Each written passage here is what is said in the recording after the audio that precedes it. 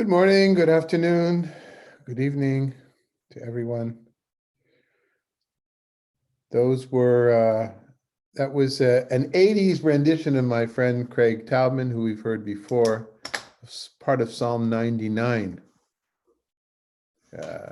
which actually addresses the nations of the world, which is on the topic of our study today.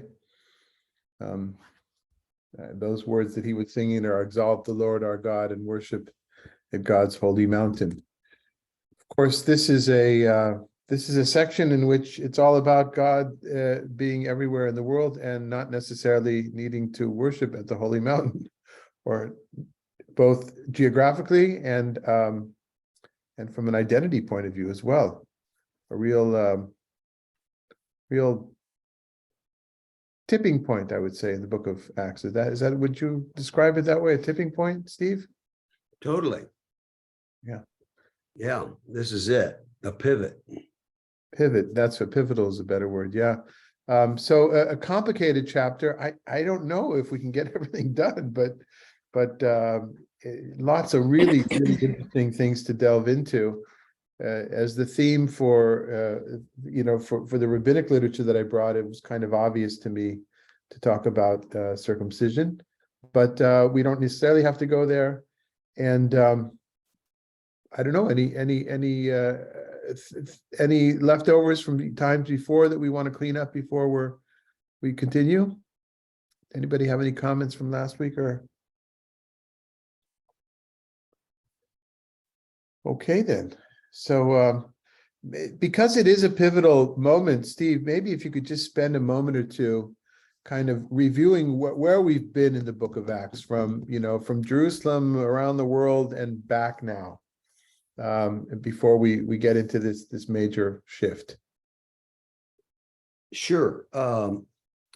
Yeah, so the pivot with 15 is, well, we basically leave Jerusalem, which has from that early chapter when at Pentecost inspired the movement out of Jerusalem into Ethiopian Jew, the Samaritans, Cornelius. It begins to move out of Jerusalem. And yet now what happens is Antioch, the community at Antioch, which Paul and Barnabas have settled in, is now called on the carpet by Jerusalem, by the mother church. And so Paul and Barnabas go to testify in Jerusalem. And as we'll see today, once Jerusalem approves the Jewish Christian mission to the Gentiles apart from circumcision, then the shift happens from Antioch now to Europe or to Asia Minor. And really after this chapter, we won't hear from Peter or the apostles again. It moves to Paul and the elders. And also that ever widening gulf between Jews and Gentiles gets set in stone, so to speak, sadly. But we see that happening. And I love, David, your title, Who Makes the Cut? And these rabbinic references are really spot on, because that is a Rubicon that not everybody can cross over. And so I love the chance that together we can wrestle with these references and all the implications of that. And then I would also add to David's Who Makes the Cut, the title, I would want to add the real question, or the deeper question, is how to preserve the koinonia, the fellowship, the community, with the most diversity possible. And when does that Rubicon get crossed where some can't go? And so who's in and who's out really becomes the question. And as we'll soon see, there's a hierarchy of doctrine, like like, what do you do with circumcision? As we'll see from David's references, that's a biggie. And yet, when we look at the hierarchy of what is truly important from a doctrinal point of view, we'll see that the early apostles appeal to experience. Anyway, I think if that sets the context, that's great. I think that's wonderful. You know what? Let's save the talk about the cutting and uncut for when we get there. So I would like to add one more thing. Don, we've missed you the last 2 weeks. Glad to have you back. Thank you. I was in New Jersey and the computer locked up on me, so I couldn't get on. Well, glad to have you back. And then, do we have a new participant, Mary Klumek? No, my name is Harold Klumek, and Mary is my sister. I'm visiting her. Can you all hear me? Yeah. Okay.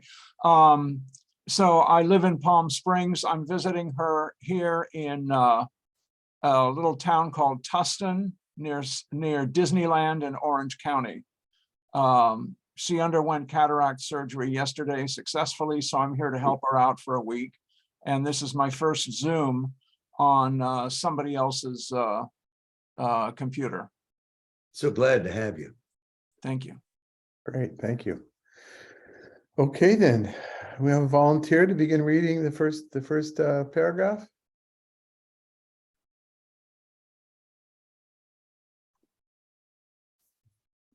Ajit, does that mean you're going to volunteer, that you unmuted? The council at Jerusalem. Then certain individuals came down from Judea and were teaching the brothers, unless you are circumcised according to the custom of Moses, you cannot be saved. And after Paul and Barnabas had no small dissension and debate with them, Paul and Barnabas and some of the others were appointed to go up to Jerusalem to discuss this question with the apostles and the elders. So they were sent on their way by the church, and as they passed through both Phoenicia and Samaria, they reported the conversion of the Gentiles and brought great joy to all the brothers and sisters. When they came to Jerusalem, they were welcomed by the church and the apostles and the elders, and they reported all that God had done with them. But some believers who belonged to the sect of the Pharisees stood up and said, it is necessary for them to be circumcised in order to keep the law of Moses. Okay, why don't we take a break here and get some reactions? A question, they say the sect of the Pharisees. Is the Pharisees really considered a sect? It depends where you're standing. If you're in the Talmud, Pharisees is the norm, right? If you're a Sadducee, it's hard to know. I think what I hear you saying is that we're used to thinking of the Pharisees as a rather large group, and the establishment of sorts as that comes out from the Gospels, right? It's certainly the Gospel of Matthew. Yeah. But it all depends on who you're talking, and maybe a sign of how the times are changing. I think of Pharisees as people who eventually evolved into rabbis. It's very soft. Okay. No? Yeah. Again, it depends on who's speaking, I think. Yeah. So we've got some background noise. If you're not speaking. There we go. Found it. Okay, Don. Yes, a couple of things. One is this section or this book is read pretty much in Christian circles. I often wondered to myself what the other side, the Jewish side, would have reported on this same section. I would be interested in the leaders of the Jewish tradition at that time, giving an account of this council at Jerusalem. And secondly, I think what appears to me is that all of a sudden we are introduced to something other than faith. We're introduced into some kind of action here outside belief. And in other words, in order to be, you have to participate in something. There is a work connotation to this incident. Yeah, but Don, I would challenge you maybe on two things that come to mind. One is going to synagogue. Being in the synagogue seems to be a feature in all the stories until now in Acts. Synagogue is a focal point of a locality. The other one is baptism, right? There was something to do. So it wasn't only thought, it wasn't only faith and belief there. Now, given baptism is a lot easier than cutting off the tip of your, but what would you say to them? Yes, thank you for that. Yeah. Do you hear what I'm saying, Don? Yes, I do. That's unmuting Tom. Go ahead. Sorry, Don. No, I understand that, but I think in the historical moment, I guess there was a baptism. Yeah, so I see that there is works associated with both traditions. Right. And that being said, though, I will tell you that, the Jewish tradition, there's 613 commandments, right? And that's only that's only the outline in the Torah itself, in the Pentateuch, which there's this enormous variety of laws. But we're gonna come up against the laws in the practical side beyond circumcision in a few moments, right? When we get to, so what do they have to do? Yes, go ahead, please, Terry. All right, I wondered about that expression too, the sect of the Pharisees. And just from listening to the conversation, it strikes me as these are Pharisees who believed in Christ, but because they're Pharisees, they have really strict beliefs about, what Judaism entails. And now we're going to sort of add Christ to that, but we have to keep our basic stuff. And, it's a good thing that they were overruled, but that's how I see it. I mean, they just know the right way to do things and they're intent on doing them the correct way. Terry, that's really a nice comment. I would just keep in mind, this is the sect of the Jewish Christians. This is a sect of Judaism who believes in Jesus as Messiah. And within that Jewish Christian community, as I said earlier, and as Raymond Brown, the great biblical scholar, says, there's four categories within this Jewish Christian community, and the far conservative would be what now is known from the Jewish Christian point of view as the sect of the Christian Pharisees. Those who insist on circumcision, which, as we'll see from what David gave us, that was fundamental. I mean, and therefore the question of no small dissent, that's really understated. It says Barnabas and Paul had no small dissension and debate with them. That's heated. It's critical. And so you have the conservative Christian Pharisees or the circumcision party is what Paul calls them. And then you have Peter, James, and John, the conservative Jewish Christians in Jerusalem and Judea, who allowed Gentiles to enter in through baptism, but not circumcision.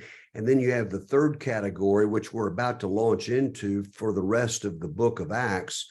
You have Paul and his group, which would be more liberal in terms of their relationship to the law. And then finally, you have the most liberal group, which I would put in the category of John's gospel. And so with that spectrum of belief, we have this little snapshot of the pushback now. against that Jewish Christian mission to the Gentiles. And the question at hand is who or what makes up the reconstituted Israel as the Jewish Christians are conceiving it?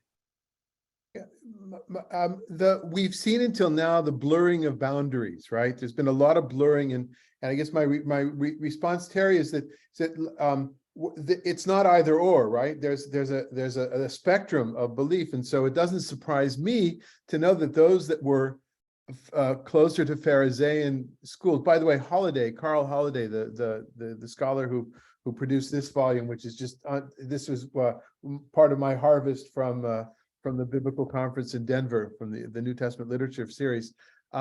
He suggests here reading, although literally it's sect of Pharisees, he suggests reading the school of Pharisees. And if we read it the school of Pharisees, it makes it a little bit easier, right? A little bit, yeah. And you're absolutely right. They still know what is the proper way, but they're in that transitionary period. So that, to me, that's lovely. By the way, another linguistic thing that he points out here is the no small difference or no small amount of strife is called negative understatement. A negative understatement, which is Luke's way in other places, his way of exactly doing the opposite, raising something up and say, no, this is a biggie. This was a big deal, a big controversy. Ajit and then Don. Just need you to unmute, Ajit.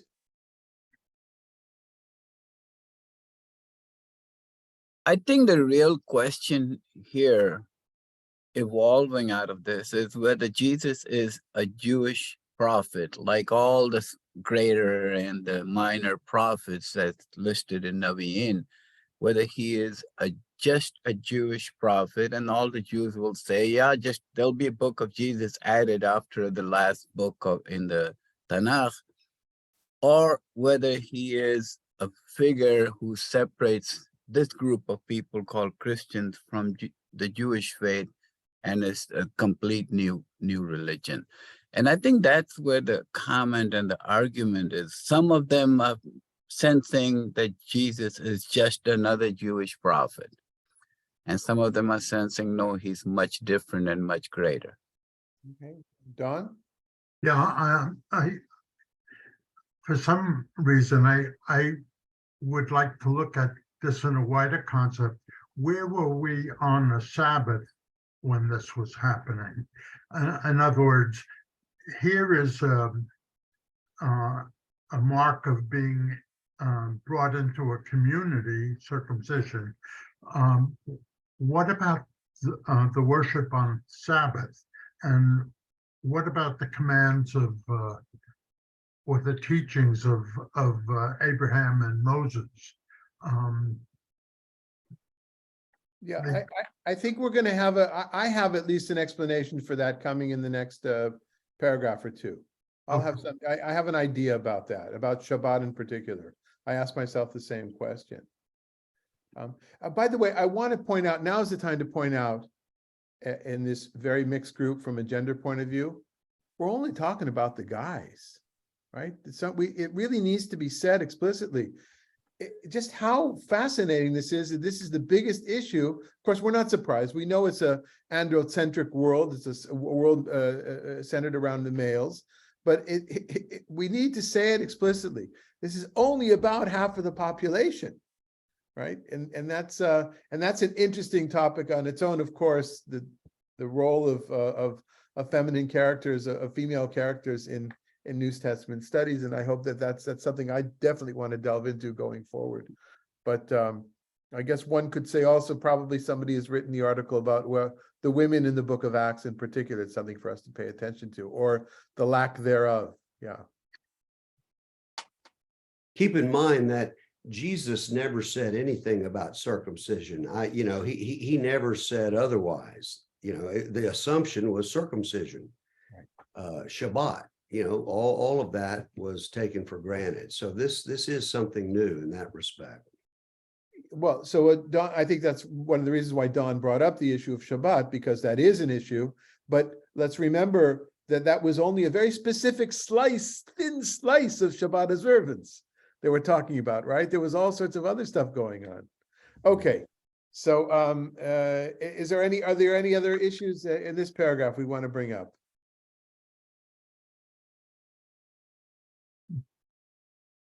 Okay. It's not an issue, just a comment here. This is so different than some Christians today. Do you have a personal relationship with Jesus? When have you been saved? Our human relationship with God is a faith relationship, the Spirit within us, etc. Already here, perhaps it was way before this, we see what much of the Christian church has evolved into today, which is a set of rules and regulations. It's what do I believe? What are the laws? What are the rules that I have to follow? Do I know things theologically? And totally avoids any kind of relationship with God.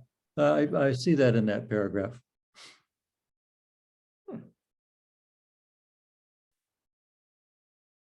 Got it. Okay, then. So Jim, why don't you read the next paragraph for us? The apostles and the elders met together to consider this matter.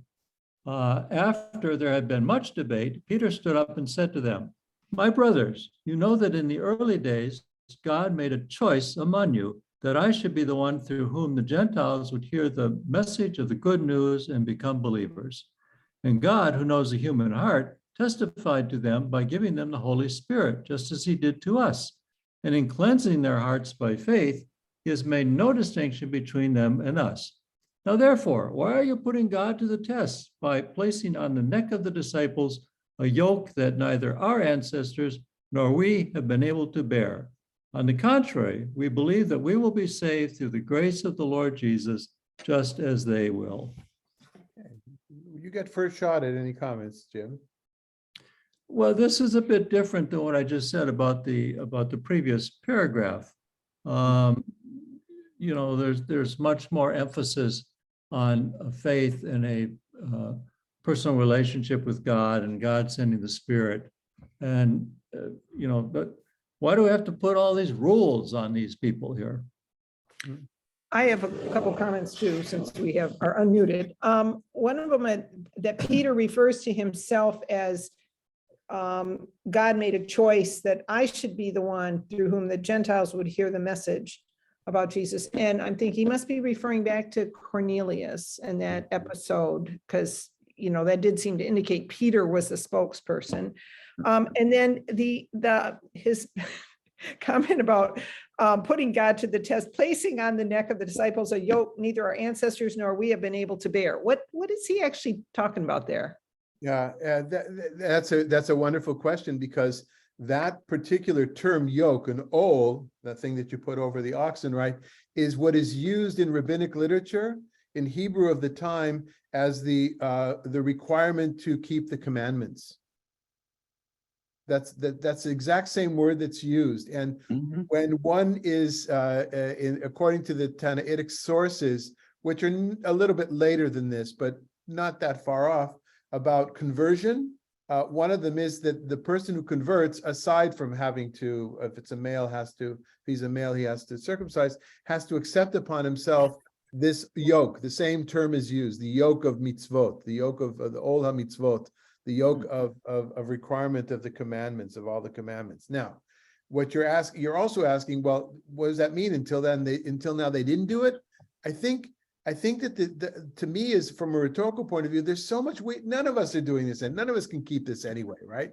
None of us can totally keep all the mitzvot. Again, there's 613 positive and negative commandments according to the rabbinic tradition of understanding the laws of the Torah, the 5 books of Moses, right? Now, lots and lots of them have to do with purity and impurity and the offerings in the temple that only the priest would do, right? Not every individual has all those things. But I think in particular, I'm guessing that a lot has to do here with the purity and impurity and the challenges in eating properly. And we'll see in a second the eating issue will come up. David, I just have to comment. Did you just memorize the number 613, or have you memorized all 613 of them? That's a really good question. And I think you know the answer to that, yeah. But I can barely remember if you give me a second, I'll think of, because many of these are mnemonic abbreviations in Hebrew between the positive and the negative. There's it doesn't matter, just trust me. And there's a lot of plays that the rabbinic literature does that, you know, some of them correspond to the inner organs of the body, others correspond to the bones in your body. And yeah, so no, I haven't memorized them. By the way, the interesting thing is in rabbinic literature, everybody assumes it's 613. When you get to medieval, because we don't have rabbinic lists of the 613, but when you get to medieval literature, say the 10th century going onwards, and there are rabbis that try to list them, they don't all come up with the same list. That's the real, like for instance, there's a well-known debate between Maimonides and Nachmanides, who came after him, whether living in the land of Israel is actual positive commandment or not, right? And that has very interesting implications for modern religious Zionism. I was really, you know, those are the things I dealt with when I was younger. Is it from the Torah or not, right? And in rabbinic literature, there's a hierarchy of things you do, and especially when two things clash, if they're competing with each other, like the famous one is saving a life as opposed to keeping the rules of Shabbat, as we know from the Gospels. But it all depends if something is really from the Torah itself or it was added on for the rabbis afterwards. And there's tons and tons of Talmudic literature on those issues. That was a much longer answer than I was expecting. I just take the idea that, no, you don't know all 1613. I don't. Yeah. Can I go back to verse 7 for a minute? I think verse 7 here is Peter asserting his leadership over the Christians. Essentially, where there's a sense at least amongst my Catholic brethren, that Jesus has said that you are Peter, you're the rock, and on this I will build my church. That assertion that Peter would be the leader of Christianity is what he is asserting here. So he's asking the others to follow his instructions and do as he tells them to do, rather than anything else. Rather than follow Paul or that group of people. And that's where the divide is between this group of people. That's how I read it. I don't know if I'm wrong here. Well, I do think we have to remember that this is written by Luke and his community, you know, much later than the actual historical setting, which is about 49 CE, by the way. So we're almost 20 years from the beginning, you know, from Pentecost, from the original chapter 1. So yeah, and also I think that verse 10, why are you putting God to the test by placing on the neck of the disciples a yoke that neither our ancestors nor we have been able to bear? I'm not sure that's true. I think that's true from Luke's point of view. And as you go into a Greco-Roman non-Jewish world where these 613 commandments becomes bewildering, or just, I think for a good Jewish person, the law was not a burden. It was part of the identity. I don't think these were intolerable, but I may be wrong, David. I think this is coming from Luke's understanding of those.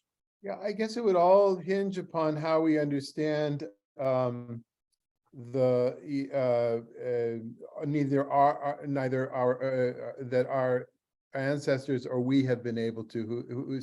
I mean, when one looks back on the literature of the Hebrew Bible, it's not as if the text tells that the people were actually keeping the commandments, they're doing well. The whole story of the Hebrew Bible is they were doing a lousy job, right?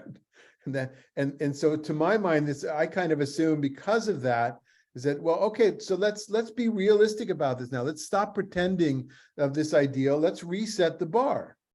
Let's reset the bar. Now that we're expanding outwards, let's reset the bar. That's where I guess I went. It's certainly subconsciously.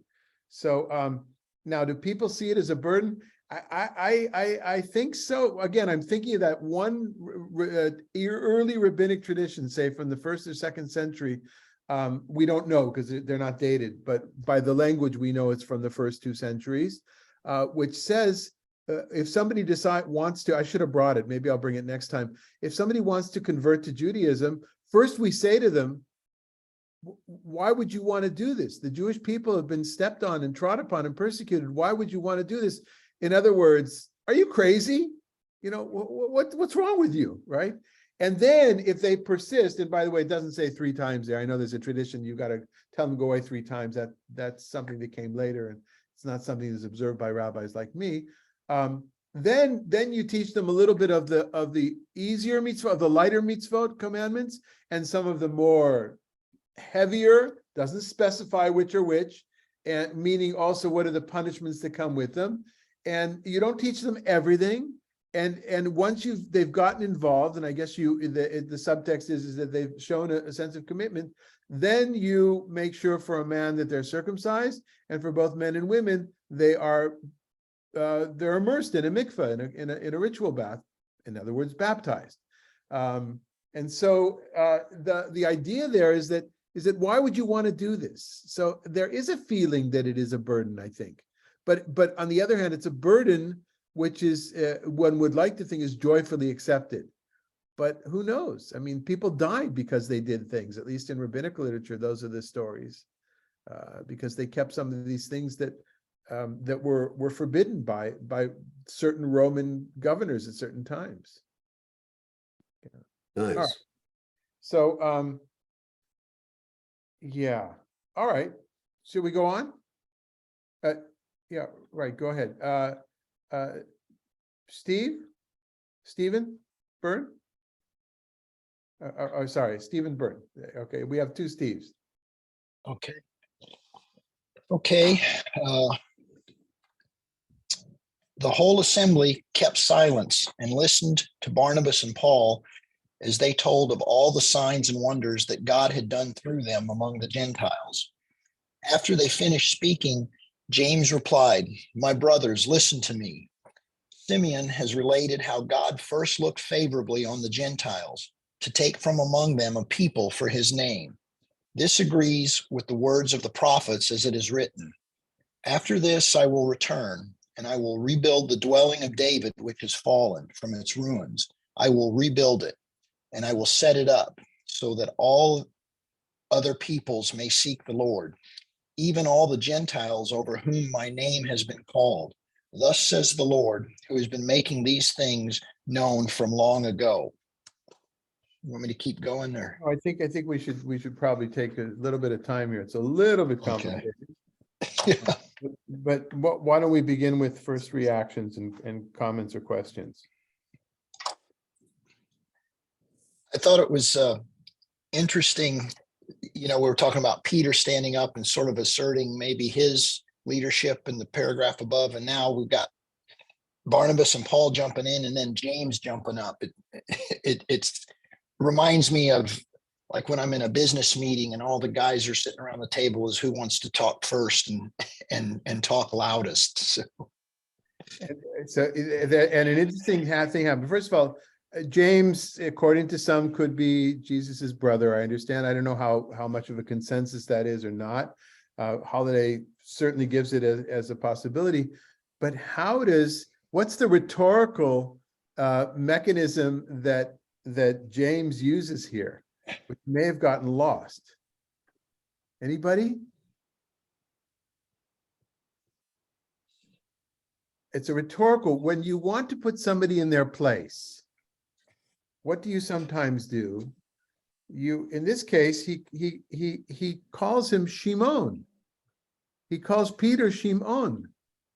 Right? oh, That's Peter. Simon is Peter, right? Shimon is his Hebrew name. And so James is kind of saying, well, take it easy, Shimon.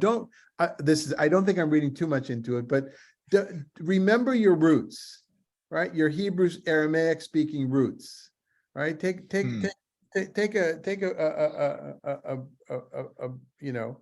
I think it's kind of but perhaps again, I'm reading too much into it.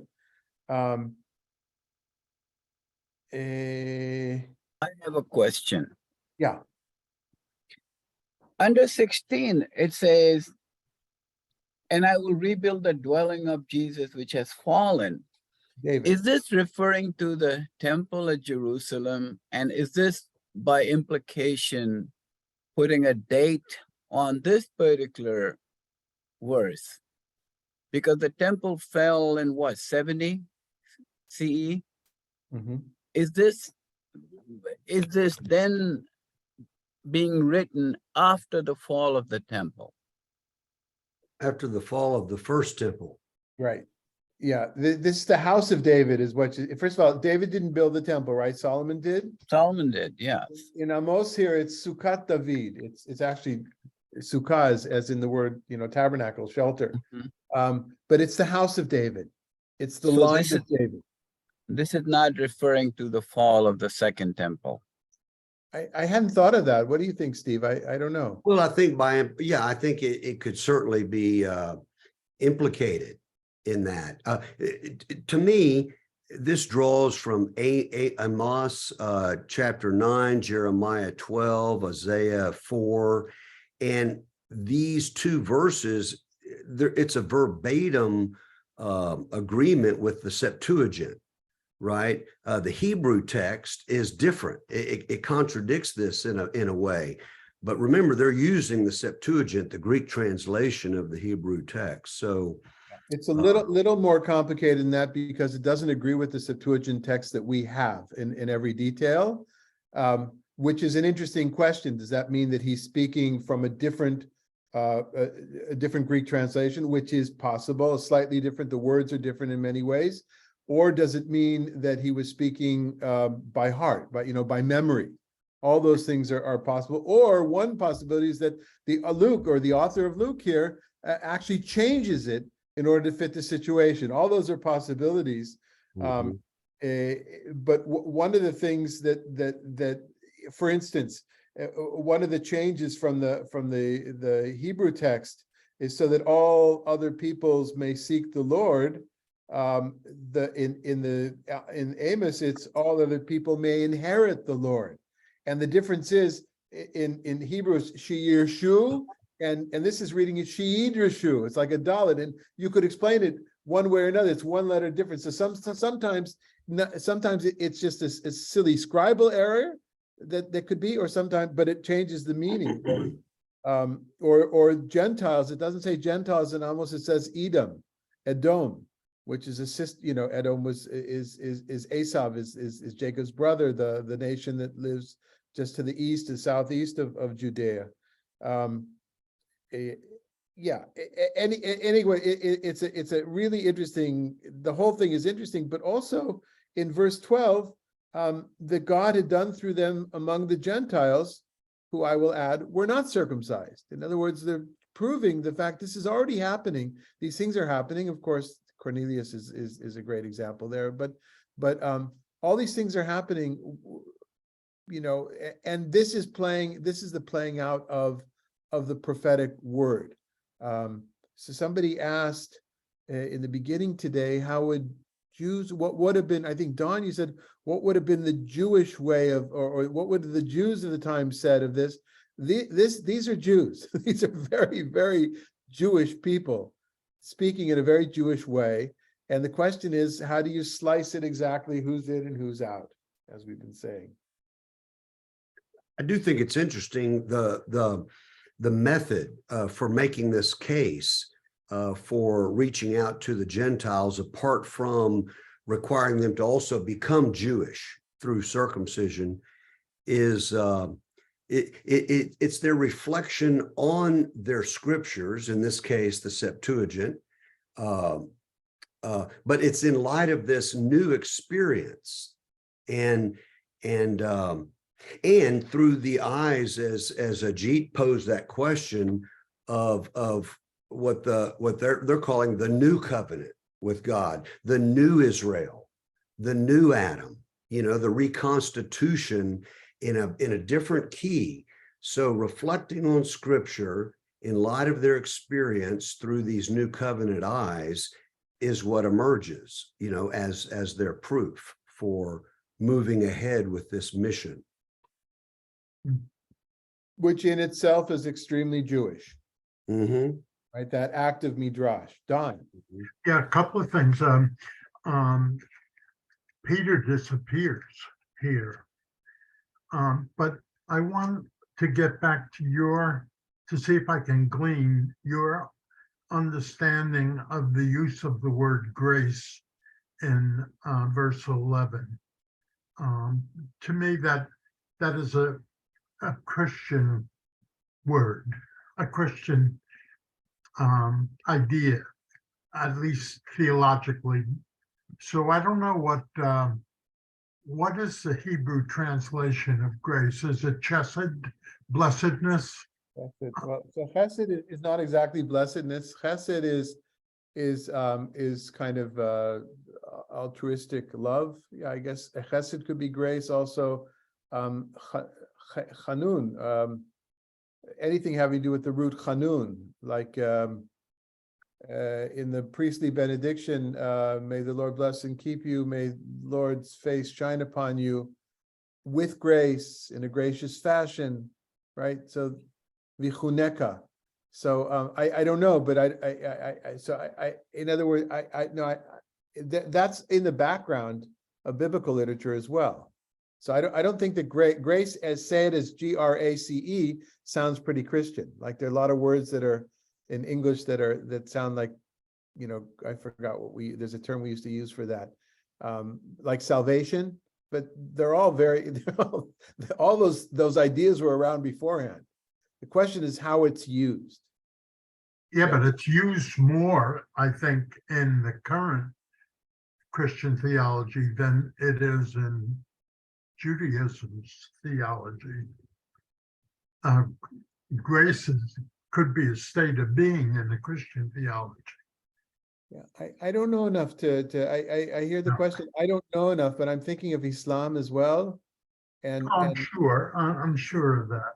In a constant state of thankfulness for God's could also be understood as grace. That would be, I don't know. That would have been a lovely question for us to ask the Imam if he was still around. Yeah. Ask Well, the Presbyterians. At the first verse of chapter 15, the circumcision party of Christians was saying, unless you are circumcised according to the custom of Moses, you cannot be saved. And now we have this, on the contrary, we believe that we will be saved through the grace of the Lord Jesus, just as they will. So there is a beginning to contrast. But I would argue that the Torah, the law, was understood as grace, right? It's the gift of God. And yet, Don, I think you're onto something. The inflection of grace becomes a little different. This unmerited grace that begins to develop in Paul's letters. Okay, so maybe I would say like this. Maybe now, kind of thinking about this from the Torah and understood as the rabbis understand as well. The ongoing covenant with the people between the people of Israel and Adonai and Yud He Vav He Yahweh is that God will continue to show that grace towards the people as long as they keep the different laws of the covenant.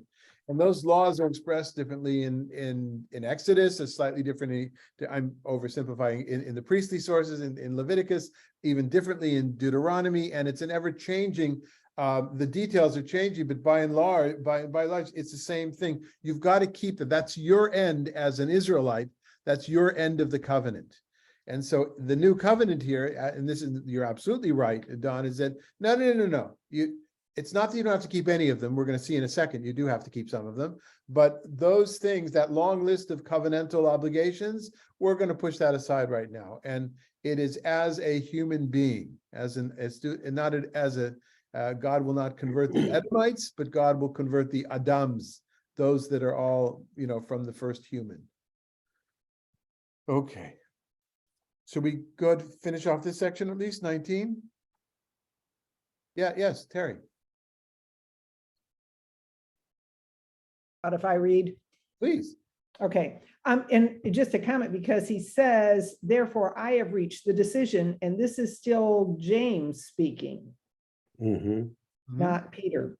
Right. Therefore, I have reached the decision that we should not trouble those Gentiles who are turning to God, but we should write to them to abstain only from things polluted by idols, and from sexual immorality, and from whatever has been strangled, and from blood.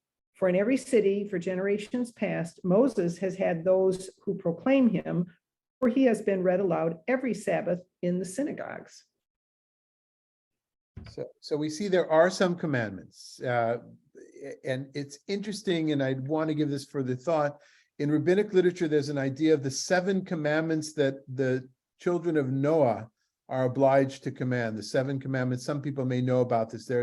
There's actually there are non-Jews who keep these 7 commandments, and ironically, or perhaps not, it's the Chabad Lubavitchers that kind of support this worldwide organization of non-Jews who call themselves Noachides. Has anybody run into this before?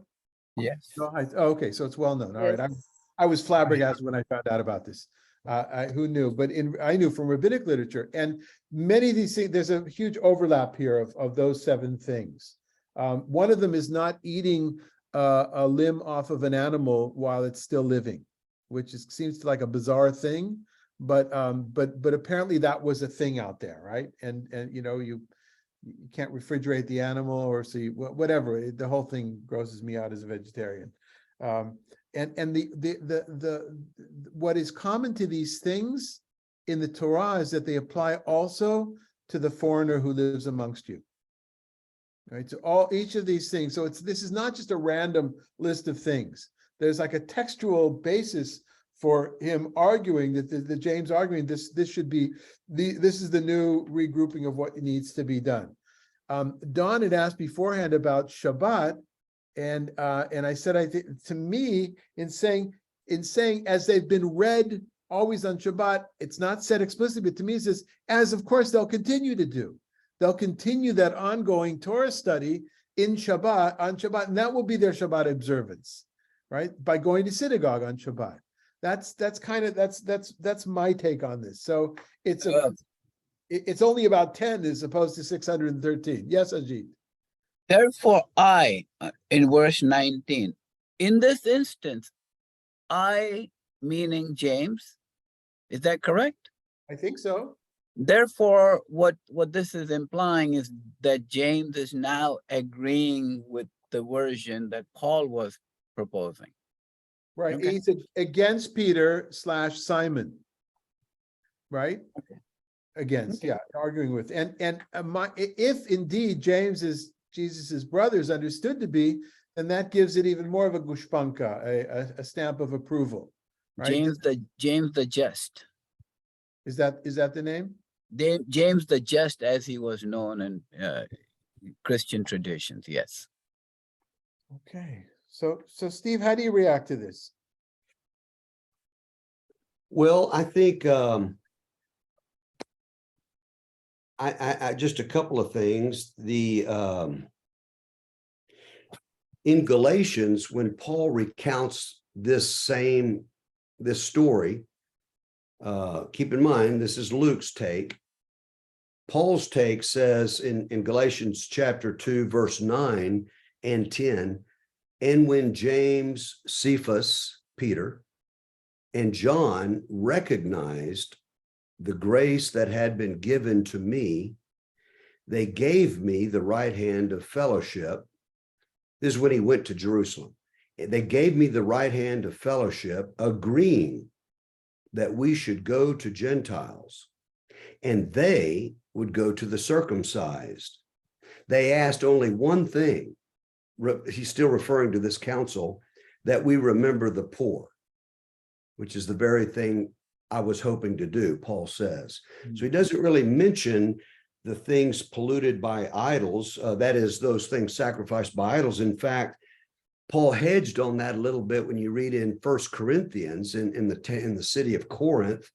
He hedges on whether or not you can eat such things, and so there's just some The understanding of sexual immorality from Leviticus 17 to 18 is fascinating, with sex with members of your own family, and what all that means in this context, I'm not quite sure, but I do think that at the heart of this agreement that they've reached is the hope that these things will allow table fellowship between Jews and Gentiles, that as long as you Gentiles are honoring the Jewish customs and traditions of their law, you don't have to be circumcised, we get that, but for the sake of not scandalizing your brothers and sisters, which is what Paul also addresses in Romans chapters 14 and 15. He talks a lot about how we get along, how we maintain the koinonia, the fellowship. That seems to be paramount, and maintain it with a wide divergency of opinion and perspective. Yeah, it's fascinating that the circumcision became such a focal point. It's just a fascinating thing, and it's not surprising when you think of many people ask, especially when they're studying for conversion, and not necessarily. I've had far more women, certainly since I've been in the United States, than men. Not really sure what the reason for that is that, you know, that in a male-centric world, in an androcentric world, the center of the manhood is that particular place, and that's where the seed comes from, right? That's why it made sense, so to speak, in the background of why is the covenant, the sign of the covenant, there of all places, as opposed to the tip of your ear. You could say, well, because you're listening to God's word, so maybe cut off the tip of your earlobe, which you could do without as well. But it's because of the seed, and it's such a sensitive part, again, of in a manly centered world of one's manhood. I just had a moment, just a thought I was going to brought up from the first paragraph. Just a second.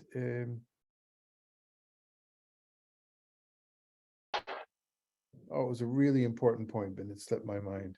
Okay, but you can see from the rabbinic writings how important this was, and how much of a point of debate it was, at least in the rabbinic mind, of the contact with the non-Jewish establishment, as you can see. Yes, Terry. Well, maybe to me that whole sexual immorality kind of goes along with that too, because the Romans used, I mean, they had sexual orgies and that as part of their worship of their gods and such, temple prostitutes and things, which would be, you know, a big temptation if that's public display, or you could go there and it's supposedly an act of worship somehow. So again, that has to do with the seed and, you know, your thoughts on that sort of thing. So to keep yourself away from that kind of temptation, that makes really good sense. Right. Although once again, let's remember it was established long before that. And when it was established, it was not unique at all to the people of Israel. I kind of assume, I don't know if people know that. It was the Philistines who were the outliers, who were uncircumcised. Oh, I know what I want to say. At a certain point, in the argument is that they've been God has purified their hearts. That's not by chance, because hearts are also circumcised and uncircumcised in biblical literature. The word for foreskin is used as a covering of one's ear, one's tongue, one's heart, and getting rid of that is purifying, is freeing someone. So basically what the text has done here, what Luke has done here, is shifted, as many have done, shifted. We agree with circumcising, with cutting away that orla. Foreskin is one meaning of the word orla, that extra bit. But we're talking now about the heart, which is much more important than that particular part of the body. Don. Just when I look at James, whether he is James the Just or the half-brother of Jesus, quoting from, I think it was Amos, it kind of connotes that God is in agreement with this process that is guiding it. This process that we're in the middle of, when you look at what James is saying, he's quoting, bringing the Old Testament and the prophets into this discussion as what, a credibility or as an approval.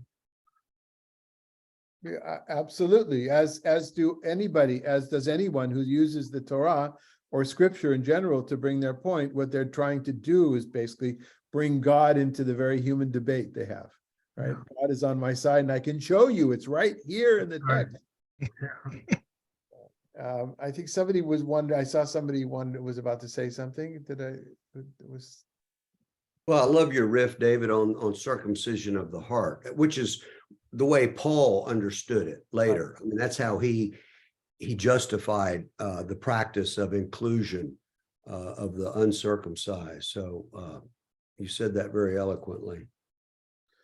Because I'm going to suggest that we don't do the rest of the text today, and we pick that up next week. But I will end on just how this issue of circumcision is still very much discussed in Jewish circles right now. I know it's no longer an issue in non-Jewish circles, and two ways that have come up in the last few months for me.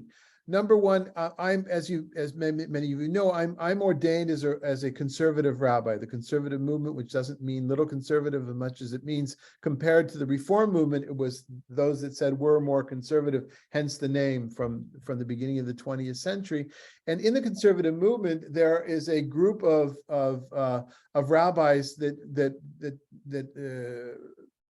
they take turns coming in and out of on a law committee. I was on the law committee in Israel for many, many years. It was a separate law committee.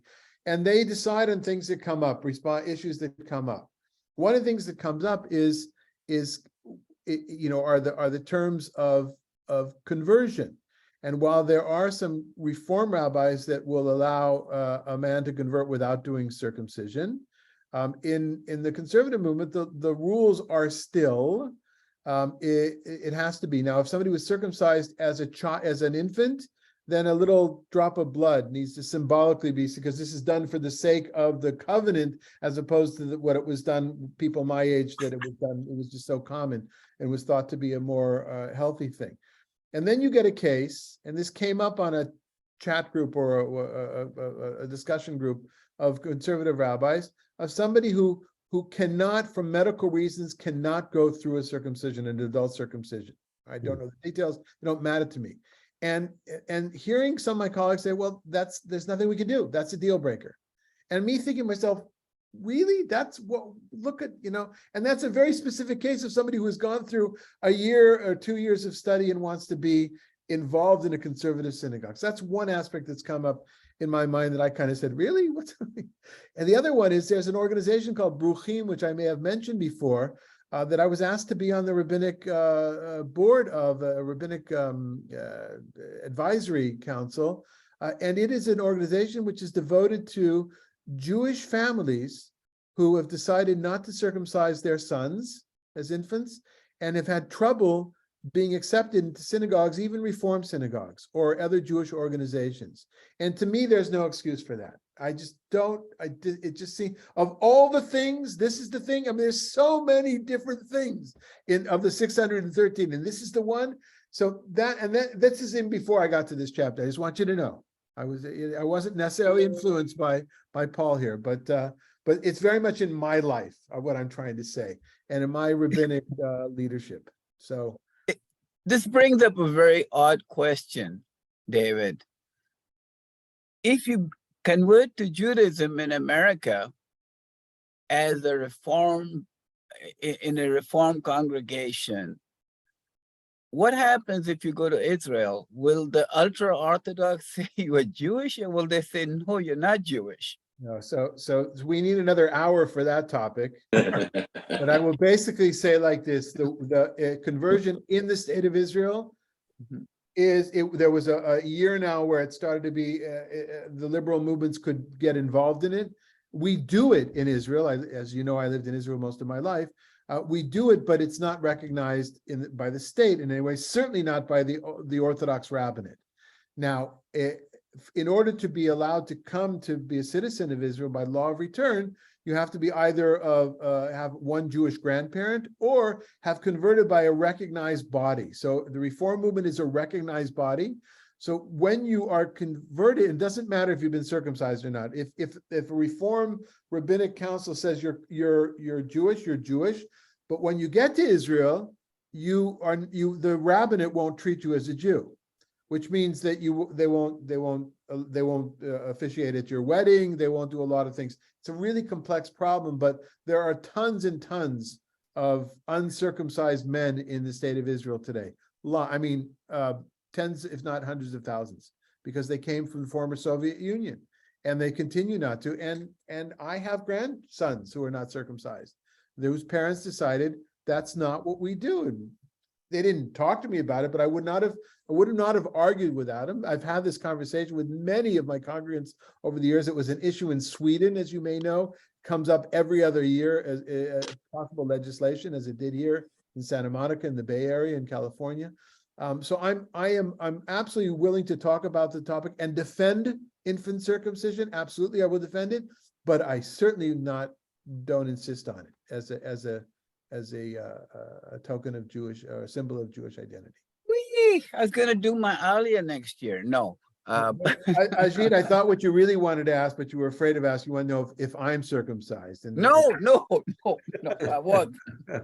I think I'm making some people uncomfortable here. Okay, all right, everybody. So we'll continue and complete this chapter. Please go ahead and read the rabbinic sources, and you can ask questions on them next time.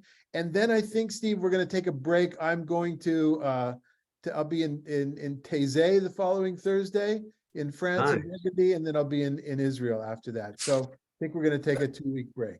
All right. I also want to pose a question to Steve Kinney that I would like for a discussion for future. Is the discussion where Paul goes to Jerusalem and gets into a fist fight with the Christians in Jerusalem and invokes his Roman citizenship to keep from getting beaten to death. This seems to show that they're all coming together and uniting and singing Kumbaya, whereas that scene seems to show that they got into a fight and Paul does invoke his Roman citizenship to get out of that mess. So perhaps you could explain that one to us. That'll be fun. Okay. Wow. Bye, everybody. God bless everybody. Bye-bye. Thanks for being here. Thank you.